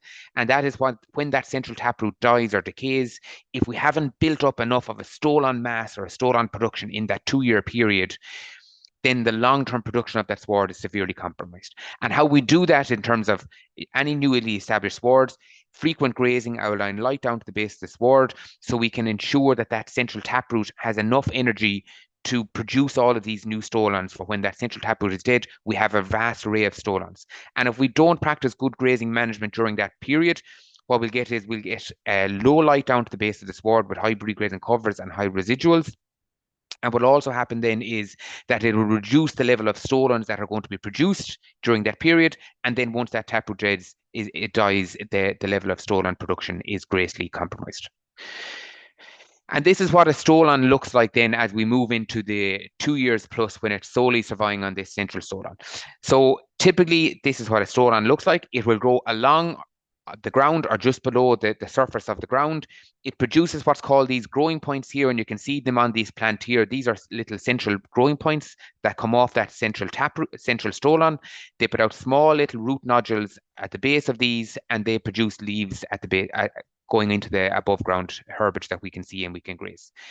However, every 12 months, that central taproot will die and decay. And the number of new growing points and number of new stolons that produces during that 12-month period in terms of aids the long-term production going forward, even when we're in the full clonal phase of it. So in terms of ensuring that we get long-term production in the first 2 years is vital in terms of grazing management during that establishment phase. But once that central taproot has died, we want to ensure that we get a large number of these growing points along that central stolon, which is completely dictated by grazing management and soil fertility, to ensure that we get a large number of these growing points to take the place of the original clover plant that is going to die and decay every winter. So how do we promote clover growth? And I suppose, what does clover need for growth and long-term persistence? Again, can't mention enough in terms of soil fertility and soil pH. Ideally, a 6.3 is for grasswards, but clover has a higher soil pH requirement of 6.5 plus, and again, index 3s and index 4s for P's and K's. It has a higher soil temperature requirement of 8 degrees. So typically in the spring, we will see a lower growth rate on the clover plant compared to the perennial ryegrass plant. Perennial ryegrass has a minimum soil temperature of 5 degrees. However, up in the extremes, then when we get to very warm temperatures of up to 18 or 19 degrees, perennial ryegrass will begin to plateau or fall off in terms of growth rates, whereas white clover will continue to grow up to 25 and 26 degrees average temperatures. And again, sunlight, and that's sunlight coming down into the base of the sward, and that is totally controlled by grazing management in terms of pre-grazing covers and residuals. So we should try and avoid increase good grazing management, promotes clover growth, and we should try and always continue to graze to 4 centimeters as close as possible, so we don't let a high residual of dead material build up in the sward, because that will reduce that clover production going forward for the remainder of the year. Frequent grazing, low pre-grazing covers, and avoiding heavy cuts of silage. And what I mean about heavy cuts of silage is that kind of close for 6 to 8 weeks, heavy cuts of silage, 5, 6, 7 ton plus. When we do this, because we get such a high level of herbage built up, it reduces light to the base of the sward, and that stolon formation and stolon production is greatly compromised. So again, we'll see a sharp decline after it. And in terms of pre-grazing covers, 1,500 of an average pre-grazing cover. Surplus paddocks been taken out in terms of silage are okay, but it's the heavy cuts of silage that should be reduced at all costs. And I suppose the main aspect of what we're trying to get from the clover, and what has been mentioned a couple of times this morning, is nitrogen fixation. And I'm not going to go through the whole process of nitrogen fixation, but again, soil pH is vital in terms of the process of nitrogen fixation. When we look at that stolon plant that I mentioned earlier on, and we have those small little root nodules that come at the base of each growing point, and on those root hairs, you can see these root nodules, which are depicted here by the small little red balls at the base of this clover plant. And that is where the nitrogen is taken in from the plant, converted into a plant usable source. Those root nodules then decay into the soil, and that is available then for use from the clover plant and also the companion species that it's sown in it. So again, until we see a high level of these root nodules in the sward or on the plant, we're getting low levels of nitrogen fixation coming from that plant, because those root nodules are vital in the process of nitrogen fixation. And this is an actual picture of a root nodule. Now, again, this is quite zoomed in. They're very, very small when you look at them. But you can see this is the small growing point here. There's a small little root hairs that come below that growing point here. And in the root structure of this here, which could be in the top 5 to 10 millimeters, so it's very shallow, we can see these small little root nodules that are on the base of that plant. That is what fixed the nitrogen, converted into a plant usable source. And as those nitrogen root nodules then are filled with nitrogen, they decay, and that releases the nitrogen into the soil, and also can be used by the companion species. So typically white clover can a huge range, but it can fix between 10 and 185 kilos of nitrogen per hectare. And that is dictated by the level of clover in the sward, but also the level of chemical fertilizer that you're applying to that system as well. So typically we talk about an average sward clover content of between 20 and 25% across the year, peaking at about 40-45% in July and August. And we know we can achieve nitrogen fixation levels of 120-130 kilos, and has been measured in Teagasc sites. So there is a symbiotic relationship between the clover plant and the rhizobia bacteria, which infect the root nodules that fix this nitrogen, and they both benefit each other. So the clover plant is feeding the rhizobia, and the rhizobia then is giving the nitrogen fixation. So they both benefit each other, but there is a huge energy requirement on the clover plant to fix nitrogen. So work in New Zealand would show that for every 1 gram or 1 kilo of nitrogen that is fixed, it requires 6 grams or 6 kilos of carbon. So it is a very energy demanding on the clover plant. And what I meant earlier on about in terms of how much nitrogen your chemical fertilizer applying will dictate the level of nitrogen fixation too. The more nitrogen we apply, the more nitrogen, or that clover plant will use that nitrogen for itself rather than making own nitrogen. Because of such a high energy demand on that clover plant to fix nitrogen, if it's going to get it from somewhere else free in terms of chemical fertilizer, it is not going to increase levels of fixation. So if we want to capture the levels of nitrogen fixation, we do need to reduce the level of chemical fertilizer that we're applying in line with the level of clover that we have in that sward. So if we look at the profile across the year, and this is when nitrogen, clover supplies nitrogen in terms of nitrogen fixation, and we can see it follows a similar growth curve or pattern to a perennial ryegrass or a grass growth curve. So it's typically lowest in the spring, again, because of that lower soil temperature requirement in the sward and low levels of clover content during that time period as well. It will gradually increase, reaching to a peak in kind of June, July, August, and then falls off then again from September into October period. So again, if we're looking at our nitrogen strategies, when we want to apply our chemical fertilizer in terms of when we're to maintain overall grass growth, we should be front loading some of that chemical fertilizer and then removing it or reducing it later on in the year when we're getting high levels of fixation. So typically, and again, we're going to get a range within paddocks as well, but this is a sward clover content of somewhere around 22% average across the year, and it's peaking at 0.6 of a kilo of nitrogen per day over a 21-day rotation, which is equivalent to somewhere in the region of 12.6 kilos of nitrogen fixed per 21 days during that peak period in July, August. So again, if we want to capture that benefit in terms of applying heavy levels of chemical fertilizer during that period, it's not benefiting the overall system, and it's going to reduce the level of nitrogen fixation that we're going to get in that paddock or in that sward. In terms of looking at the level of annual sward clover content, we can see that we have a range of 5, 10, 15, up to 35 and 40% level of clover in the sward. And this is the cumulative level of nitrogen that's been fixed here across the range of the year. So again, when we have low levels of clover in the sward, we are fixing low levels of nitrogen in that system. So if we're ranging somewhere between 5 and 10% average sward clover content, now these are average figures, we're fixing somewhere in the region of 20-25 kilos of nitrogen per hectare per year. But in terms of what we're achieving, somewhere around that 25%, we know we can fix somewhere on average. Again, there's going to be a variation above and below, but on average, we're going to fix somewhere in the region of 25%, somewhere in the region of 80 to 100 kilos of nitrogen fixed per hectare per year. So again, as Seamus mentioned earlier on, that's free nitrogen, but we need to ensure that we get a high enough clover content in that sward to achieve those levels of fixations that we require. And I suppose the main thing in terms of reducing chemical fertilizer on farms, we know we need to do it, but we cannot compromise the level of grass that we're growing on farms.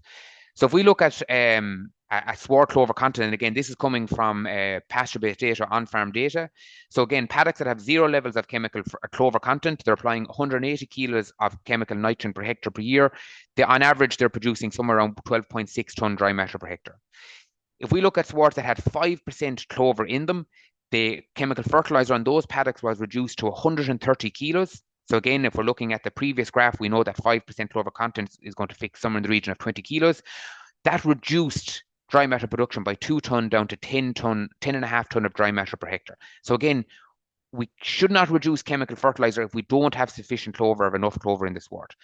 So again, if we look at a more targeted approach, paddocks that have between 10 and 15%, again, this is what's happening on farms, on part of the Clover 150 program, paddocks that have between 10 and 15%, there was 160 kilos of chemical fertilizer applied on those, and they produced similar to the paddocks that had 0 level of clover and 180 kilos at 12.5 ton dry matter. And likewise then, when we're up at between 20 and 30% average sward clover content, 130 kilos of chemical fertilizer being applied, and producing somewhere in the region of just shy of 13 ton. So again, it's very important that we don't end up in the scenario here with this 5% reducing large levels of chemical fertilizer, because it is going to reduce overall dry matter production on those swards. So that targeted application of chemical fertilizer is vital. And this is why we came up with a new nitrogen strategy for clover content, or for paddocks that have clover based on the level of clover that are in them. So if we look at this graph here, and we can see it's going from February up until December per month, and there's 2 rotations in some months here rotated by the 2 rotations. But if we look at a grass-only sward receiving a total of 212 kilos of chemical fertiliser per hectare per year, this is a typical nitrogen strategy across the year. So again, February, March into April, May, June, all the way over to give us a combination, a total of 212 kilos. Now, what we want to look at is the level of clover that we have in these swards. So, and the key time point to determine this is the April level of clover that we have in those swards. So how much clover have we in our paddocks in April? And this is the time point when we make our decisions based on chemical fertilizer. If we look at that profile graph that we had in terms of the level of fixation across the year, the level of fixation prior to April or prior to May was very low or minimum. So if we reduce chemical fertilizer during that period, it is going to reduce dry matter production in the spring. So we haven't reduced our chemical fertilizer here in the spring period here, but regardless of the level of clover going from 5, 10, 15 or 20%, it is very a little bit lower, but it is very similar to the grass-only sward up until the end of April. Most of those reductions in terms of having clover in the sward is coming from May onwards for the remainder of the year. And if we want to target and maintain levels of dry matter production on the swards, if we only have 5% clover in our sward in April, we should be following this strategy, which will give us an average of 175 kilos of dry matter per hectare per year. So we are making marginal reductions in chemical fertilizer during the spring period because we don't want to reduce dry matter production and we don't have enough clover in those swards.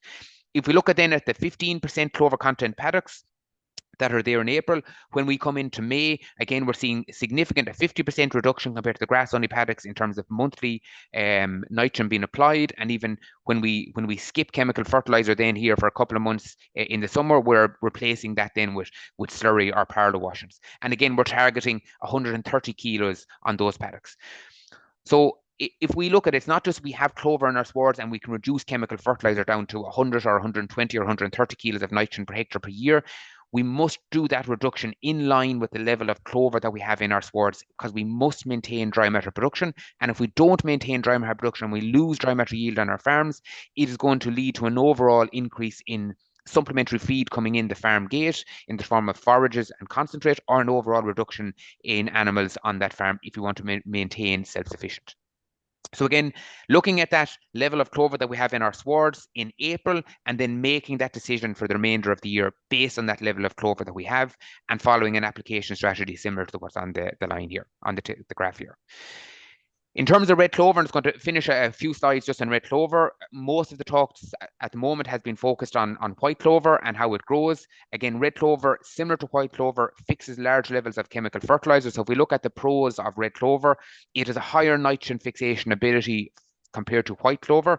So in the region of up to 200 kilos plus.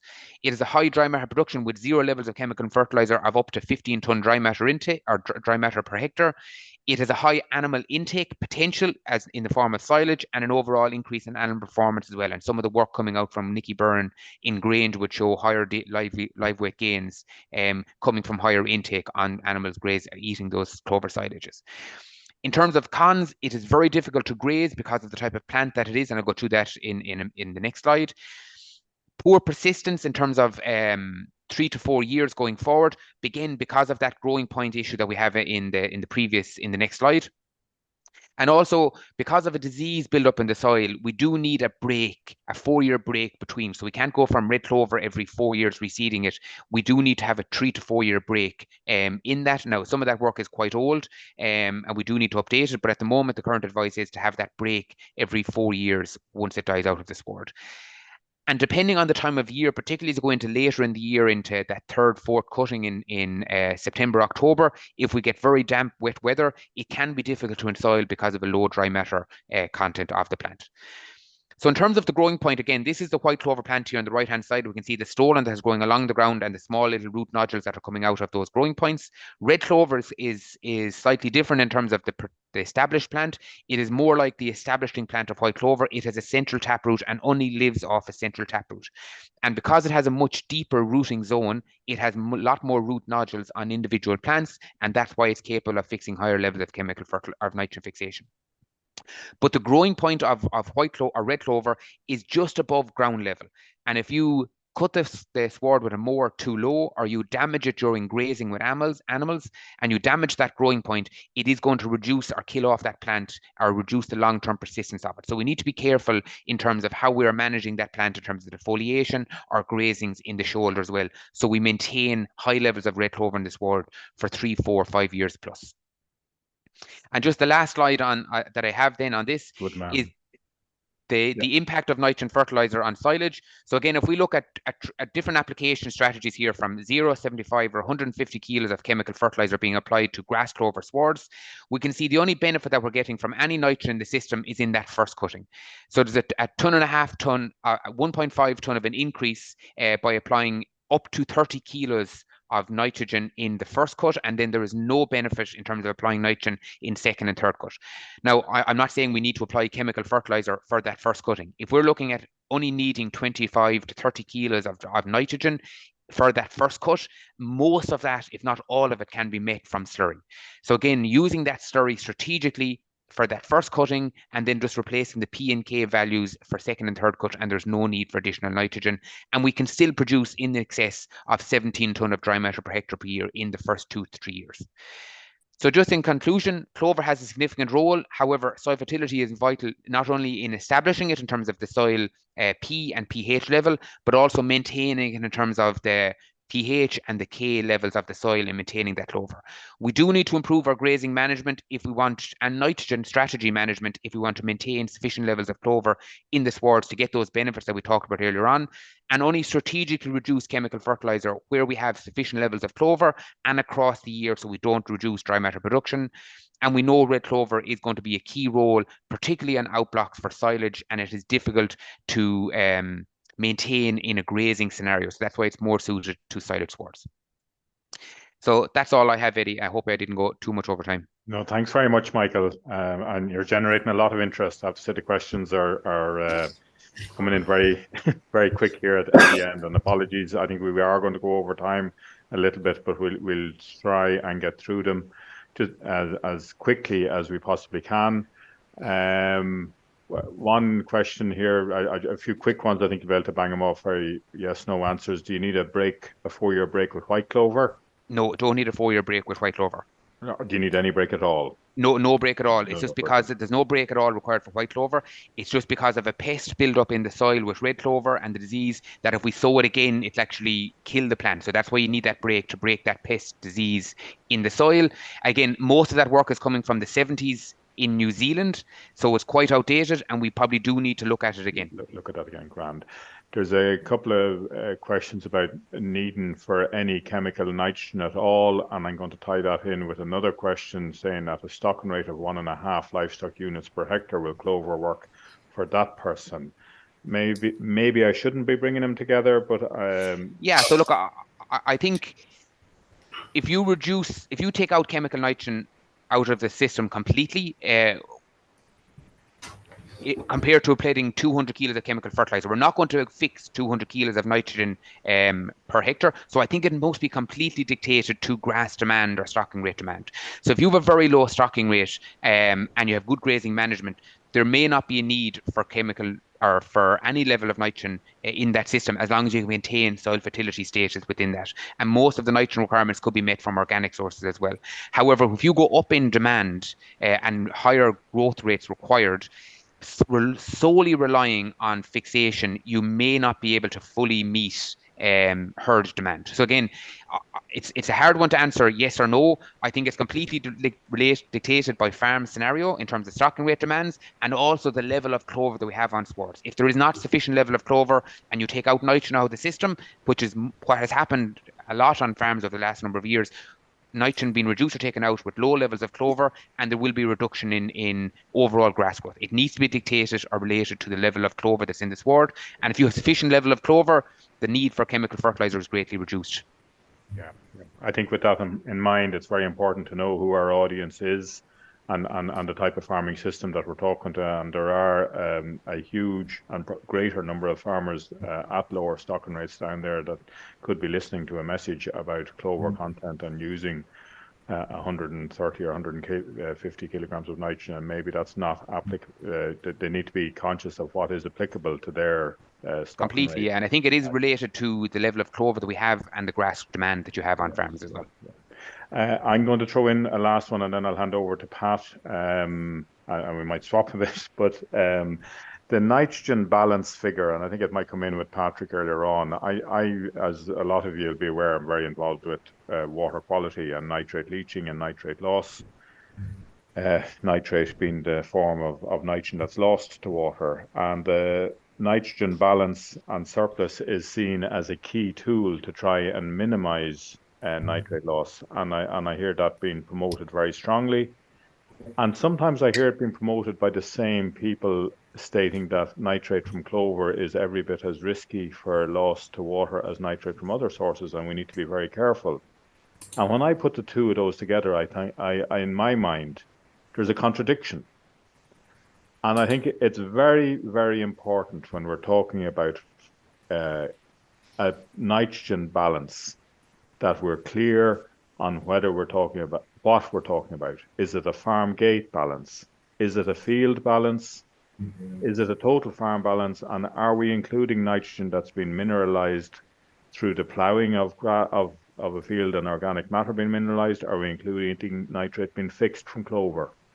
Have you a comment on that, Michael? And what one of the key things I'd like to ask is, in all your work on nitrogen here, what is the most common understanding of nitrogen balance that is used?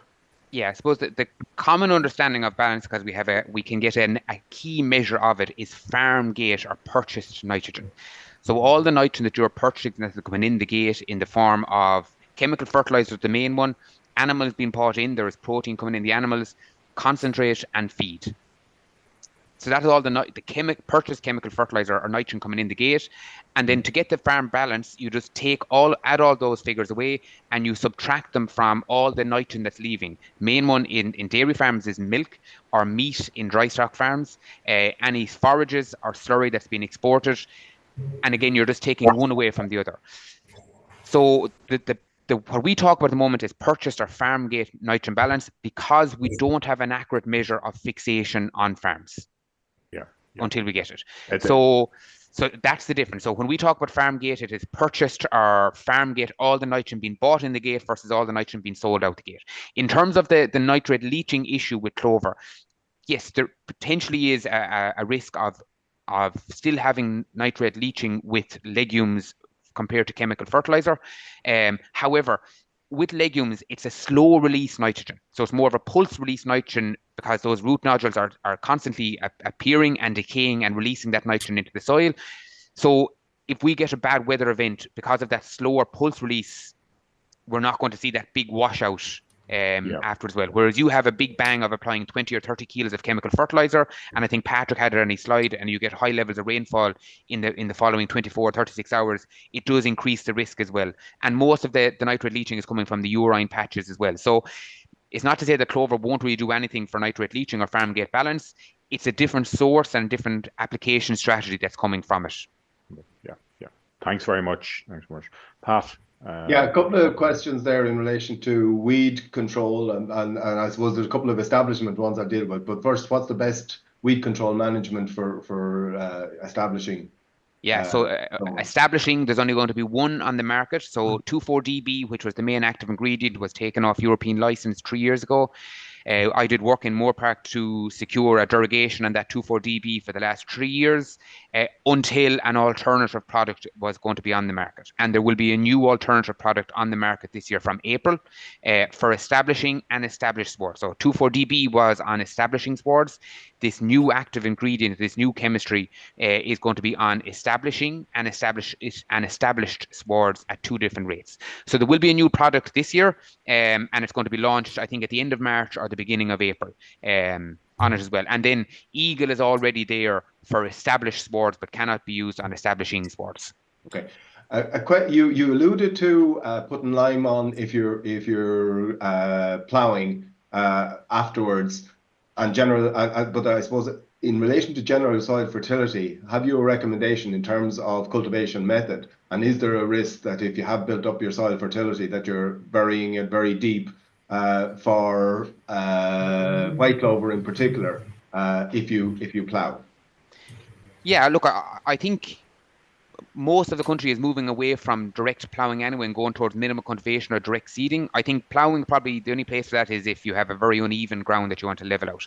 But I think the majority of it is regardless of clover or not, if you plough, and particularly plough too deep, you're going to plough down a lot of the nutrients that are in the top of the sward. So if we can move towards more of a minimum cultivation and a good seed bed preparation, we will get very good levels of clover establishment, and more important, we will get good soil structure to allow us to get in earlier on that first grazing after it is established, so we can remove that herbage that has there to allow light down to the base of the sward. Whereas if you plough and make a really fine sandy seed bed by overworking it, it can be very difficult to go in and graze it at the right time, and then the cover gets too heavy and it'll reduce the level of clover in it. So again, move towards that minimum cultivation with good soil fertility in the paddocks as well. A very pragmatic question. How do you estimate how much clover is in your Yeah, so we have a clover score guide that I developed probably 4 years ago now at this stage, and it has a range of levels. It's on the Teagasc website. I can post it. I can send it on to you, Pat, afterwards, and you can put it somewhere with the webinar that's gone up afterwards. A link to it if you want to. But and there's a couple of questions. I suppose a lot of interest in the chart you had with fertilizer rates as well, which is in your presentation. So we will be putting your presentation online afterwards. So if you could add that to it. I will indeed, yeah. I presume that chart is probably available somewhere if you Google it. It is. If you Google Teagasc Clover scorecard Mike Egan, it'll come up. But just in terms of, I think a lot of people get carried up that is it 19.5% or is it 22% or what is it? Like, we present results of the exact figure that we have it in the research trials. I think we need to understand that, is our paddock at 20% or is it not? And how far below is it from that 20%? And why and not to be dismissive to anyone, but we don't need to know the exact level. We need to know if there's good enough level of clover in it that we can reduce the level of nitrogen in line with that strategy on it. So again, even if you know that it's less than 10% or greater than 20%, they're the two levels that you need to know, and you make your decisions based off those two. But all of those are in that guide that I'll send off. A question there in relation to, you mentioned about rotation length maybe being shorter for clover, if we're right in that. And if that's the case, is there an implication for ideal paddock sizes on farms? Yeah, well, actually, as a complete side note, anyway, we've done a large infrastructure survey across dairy and beef farms in the last 2 years, and there is an inadequate paddock size on farms as it is. Generally too small. Herds have expanded and paddocks haven't expanded in line with it. So that's an issue, a side issue anyway. But in terms of the rotation interval, what I'm talking about is a rotation interval. Historically, it would have been suggested that with clover in the swards, we need to go to a longer rotation of up to 30 days to allow the plant to fully develop its stolon and root structure. Under good grazing management is more important than that longer grazing rotation. And when I talk about a grazing rotation, it's still 21, 22 days. It's not down to that 15, 16 day round, in order to not allow pre-grazing covers build too heavy above that 1600, so we can achieve that post-grazing sward height of 4 centimeters. Just a question for Seamus there. There was just a question there in relation to the costings in your options and the level of savings. Just to reiterate the level of savings that you were talking about. Yeah, and I seen that question, Pat. I double and triple check my figures. No, they're actually correct. And basically moving from a pasture sward can combination to an 18612 MBPT urea combination, it's saving about €20 per dairy cow, or about 10 to 12 euro per livestock unit on a beef farm at the minute. Hard to believe it, Pat. It's too good to be true. If I went shopping for a washing machine in the morning, the environmentally friendly one will always be dearer than the less environmentally friendly one. With fertilizers, the complete opposite. Our environmentally friendly fertilizers are cheaper than our less environmentally friendly ones. So really the only fertilizers, Pat, on any livestock farm this year, 18612 use up your PE allowance, NBPT urea to use up your nitrogen. You can also get a bit of sulphur and K with it. And if you did extra K after that, muriate of potash. It's as simple as that. And mark your paddocks, put up your milk bottle, the little yolks, the red and the green of the paddocks. That's all you need to do. Okay. For Patrick, is there a leaching risk with NBPT urea? How does it compare with CAN? I suppose it would be the main issue. Yeah, I suppose this kind of gravitates back a little bit to the question that Eddie asked earlier about clover and leaching loss. So we have done a grazing experiment on 3 soils, where we compared a urea first with CAN later in the season program to an all NBPT urea program, and we found that there wasn't any difference in the nitrate leaching that was occurring between those two programs. So yeah, I suppose conventionally or traditionally we would have used urea early in the season and CAN later, rather than using CAN early on at a time when nitrate would of course be quite vulnerable to leaching when the leaching loss pathway is open. And you might kind of wonder, right, different forms not as available, or I suppose not, you're not putting nitrate in there, so why no difference? But again, it's this urine patch that's coming into the picture. So N that's going into the animal, I suppose the fertilizer we're applying going into the plant, that's nitrogen going into the animal, be that originally coming from fertilizer or originally coming from clover, and then that's been redeposited in urine patches around the pasture. They are then subject to the nitrification process, and the nitrate that's in them, which is quite concentrated, then is I suppose a driver of what happens with leaching loss then in the autumn winter period when water starts moving again. So I hope that kind of catches that. Eddie, there's a question there around the work at Salahead, but I'll use this as a plug. We have, I think on Friday, the first of a number of presentations from Salahead on their Clover work there. So that's on the Signpost webinar at 9:30 on Friday morning. So if you're interested in that, that's should be useful. Pat, I think I absolutely, and you're well done in highlighting the connection there, and I think it gives us a good opportunity. Maybe we have gone over time, and I'm conscious that there's still almost everyone that was joined in are with us, and I'd like to thank them for bearing with us. I think we're going to wrap things up, unless you see any major question there, Pat. No, I think we're good. We're pretty well covered. There was one quick one just saying, is Patrick looking for any farmers to help take part in the trial? I if I'm not mistaken, I think Patrick was looking for someone to help in a master's study on the work, and not actually for farmers to host. But we do have a master's position available for someone that's, I suppose, enthusiastic about this area and making improvements. But I suppose from the farmer perspective, what I'm interested in is, I suppose, recipes that you're using in the foliar sense. I'm guessing this is where the question is coming from. In the foliar approach, recipes that you're using, your favorite one, timings, this type of thing, because if we're to look at it, we need to be able to narrow down, I suppose, to the key recipes, key timings, before the thing gets so big, and then maybe you didn't look at, I suppose, the one recipe that might have been the ideal one. So that's, I suppose, what I'm after. Yeah. Thanks very much, Patrick. Okay, on that note, I'd like to say thanks very much to Pat Murphy for helping with the questions, and to the 3 speakers, to Michael, Seamus, and Patrick. Thank you very much for covering a complex topic there in good time. And as Pat said, the Signpost program will be focusing on clover and the Salahead farm over the next 2 weeks, and then a break for one, and then the week after that. But at the same place, the same time, this day next week, we're having the final 3rd day of this series of seminars, and we'll be looking at P&Ks. Mark Plunkett will be talking about giving an overall overview of phosphorus and potash, and then Thomas McCarthy, who's studying in potash in Johnstown Castle, will be looking at the timing of potash, and I'm very glad to see that.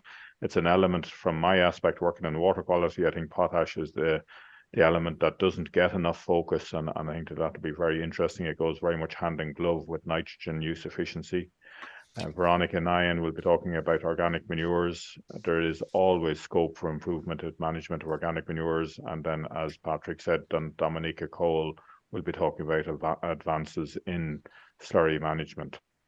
So with that, thanks very much to you all for coming and listening and staying with us, and have a good week.